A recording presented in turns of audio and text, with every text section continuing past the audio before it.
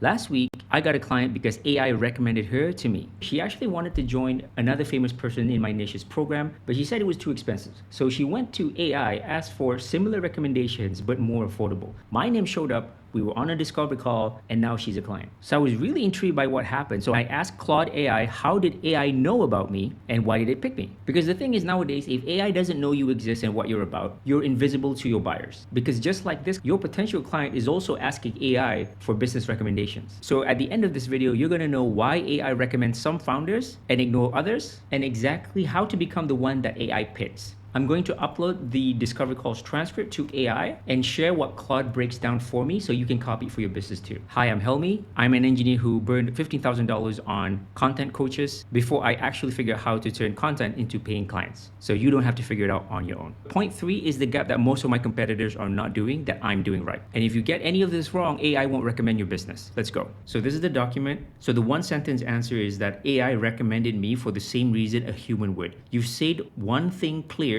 in one lane in enough places that AI could read it. And you were the affordable specific match for exactly what she asked for. So let's cover the first point, how AI recommendations actually work. So when someone asks AI, it doesn't matter, ChatGPT, Claude, Gemini, whatever, for recommendations, the model doesn't pull a name out of thin air and it isn't ranking by follower count. So here's the real sequence. It breaks the question into smaller searches. A request like my client becomes several sub-searches behind the scenes. So the famous person that she wanted to join was called Salma Jeffrey. So if we Google this lady up, yep, so it's this lady right over here. And I help online entrepreneurs and creators monetize their channel without YouTube AdSense. And let's take a look at her website. Turn your YouTube channel into a magnet for clients, credibility, and cash flow. Okay, so she's talking about YouTube channel to get clients. So that's on par with what I'm doing. I've seen her before, but her recent videos are not so performing because her popular videos were like from 9 years ago. She teaches YouTube for business coaches to get clients without going viral. And that's exactly what I preach as well. And then my client particularly asked for affordable YouTube coaching alternative. So the AI reads the open web, then looks for who shows up repeatedly. I think this is something that needs to be highlighted here. It scans top sources, checks if they're credible, and notices which names appear again and again across them. The name that keeps recurring, the right context becomes the answer. So very similar to SEO. 3, it matches the specific constraint the client had. I didn't want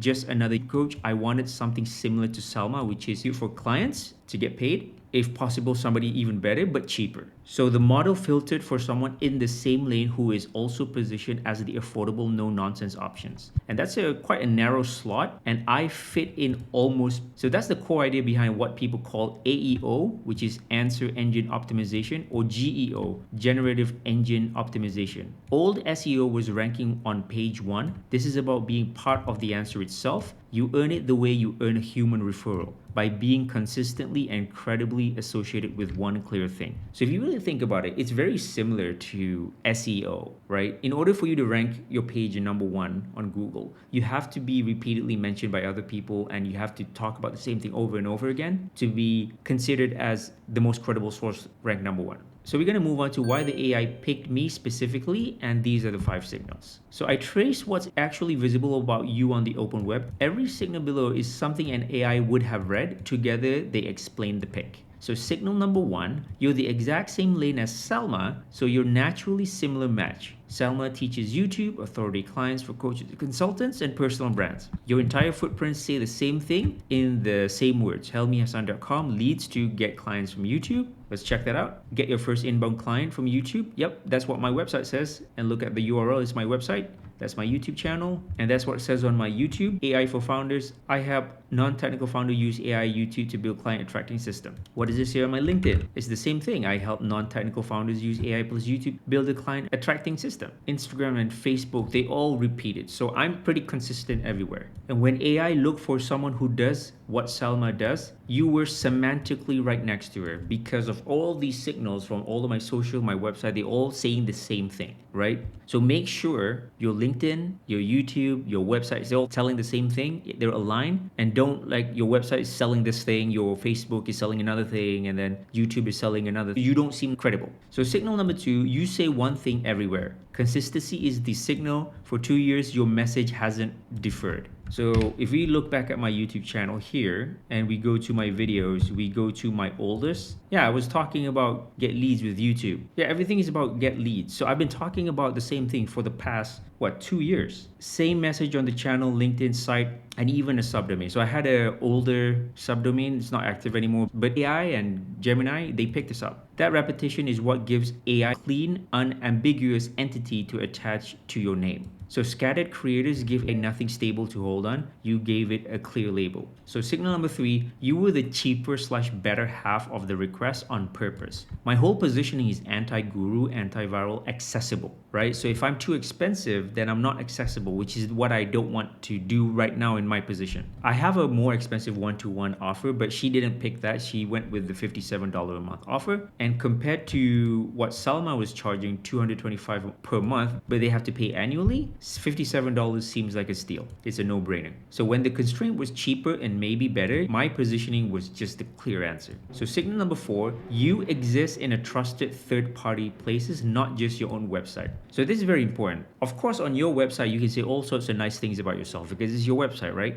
But the other thing that Google or AI look for is what do other people talk about you? So they're looking for your presence on other people's domain. This is the one most people miss. I trust a name more when an independent source corroborate it. You're not on your own domain. You've guessed it on marketing podcasts, which is true. I've been on some people's podcasts where we talk about the same thing. You're a guest coach on Client Ascension, which is a pretty big deal. I actually joined them and I talked about this in one of the weekly calls. And because of that, I was indexed across multiple platforms. Oh, here's the other thing. Back in the day, I was collecting testimonials on. So I've already been collecting all these testimonials. I have a pretty good review. I have 29 testimonials on another person's website, trustpilot.com. I'm pretty sure this also has something to do with my credibility. So those outside mentions tell the AI this isn't just self-promotion, others place him in this category too. And lastly, signal number 5, you have documented proof of outcome. Your public testimonial cite concrete results. For example, 8 book calls from